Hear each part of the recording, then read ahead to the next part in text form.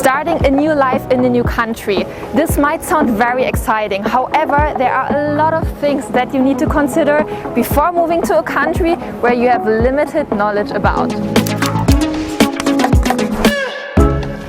There are many foreigners moving to Turkey each year for several reasons.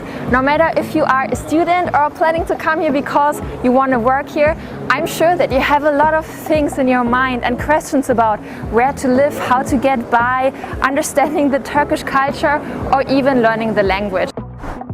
So let's imagine you want to move abroad and you decide to study in Turkey, but you do not know any Turkish words yet except for merhaba. I think this must be quite challenging, so let's ask JJ. What's up? Hi. Hey JJ, merhaba, welcome. Merhaba. Tell me about your story. Why did you decide to move to Turkey? I was in Kenya. I had just finished my high school education and I was looking for where to go next. And I got a chance to apply for a scholarship that was being given by the government of Turkey. And when I applied, I got the acceptance, so I came to Turkey to study. So how was your experience as an international student in a public university? My experience was generally great because of the friends I made. And I think that is something that will be very evident if anybody wants to come here and study. I was getting a lot of attention for being the only black guy from friends, so it was great. Everybody was trying to make sure I was okay. You need something, because there's that feeling of you're a foreigner, you don't know everything around here, you need help. So everybody was helpful towards me, so that was a great experience. Do you have any advice for people who want to move to Turkey and just start studying here? My biggest advice would be start learning the language even before you come. And another thing is the Turkish public in general, they're very helpful. Anytime you're lost somewhere, you just need to know where you're going, you show them and they will take you there. So learn the language. That is the best thing you can do to yourself. How is the public education here in Turkey? If you look at Turkey's public education, you'll find that actually the best universities are public universities, like Boğaziçi University, Istanbul Technic University, Middle East Technic University. So there are many private schools that foreign students might want to join, but they can also consider these public universities, which are equally good, if not better. Yeah. There are many reasons people decide to move to another country. One of them is to get a chance to observe the country in its own culture. When it comes to Istanbul, with much passion and joy, living in Istanbul puts you at the heart of vibrant diversity. There is no city in the world standing up on two continents, Europe and Asia. Turkey has so much to offer, and especially when it comes to cultural differences, I'm learning a lot every single day. My friend Louis is from the US. He moved here 5 years ago and he is a musician. Hello. Hi, nice to meet Francisca, you. how are you? I'm going to give you a fist bump because of the coronavirus, or else I would give you a hug. Thank you. So, Louis, tell me about yourself. Why did you decide to move to Turkey? I'm partly Turkish, so I basically came back to my second home. And it's been 5 years since I've been here. You know, I love it here. I love the culture, and I can say I'm a citizen that's kind of stuck between two cultures, the American and Turkish culture. Louis, what are some difficulties that you experienced while living in Turkey?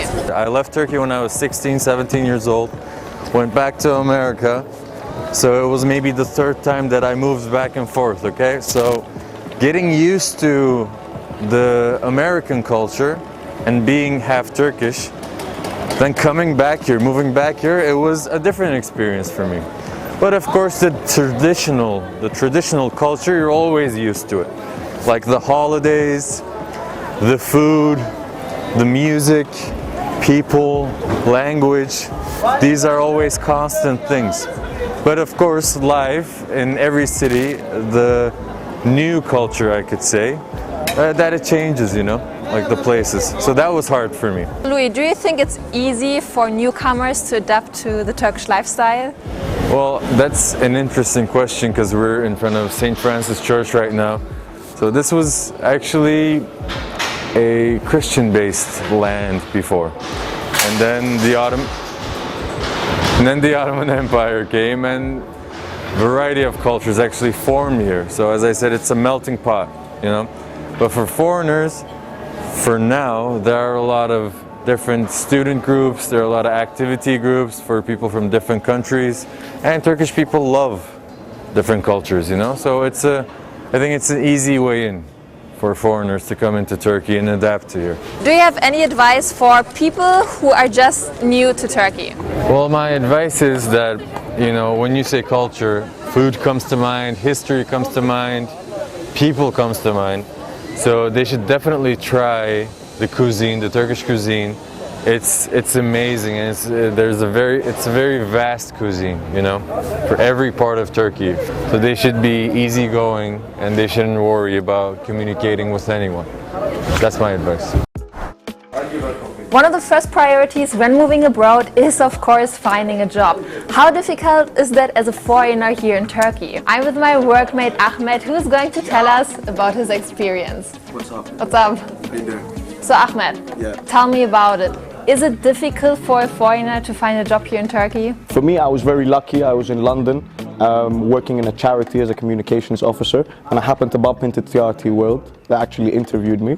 And so, you know, very easily, very normally, traditionally, meritocratically, I sent in a CV, and then I got interviewed 3 times, and about 2.5 years later they replied, and I was here. I don't want to be as well like, you know, people get the wrong idea that everything, you know, you come work abroad, everything is jolly. I think there's an important word that we say in Arabic, it's called ghurba. Now, ghurba is just the expression of what it is to live outside of your home. And, you know, make a living outside of your home. And I think that comes with immense challenges, like the loss of family, the lack of having touch with family, especially during a time of pandemic like that. Friends, the ability to have real friends. I'm not talking about like hi-bye, you know, small talk friends. I'm talking about real friends to do with real things. Obviously, when you sort of get uprooted from your normal environment, from your school, from your neighborhood and so on, all that changes. You can't take that for granted. And it doesn't matter really if you're in Turkey or wherever you are in the world. That is the ghurba, that is the feeling of being somewhere and not actually having these basic I would say human necessities of like friendship, family, etc. So can you tell us a little bit about the work conditions here in Turkey? How about health insurance and holidays? I'm speaking from my experience because I mean it's hard for me to represent everybody who's here working, whether that's the local population or the people coming from abroad and so on. But in my experience, it's been amazing in terms of work.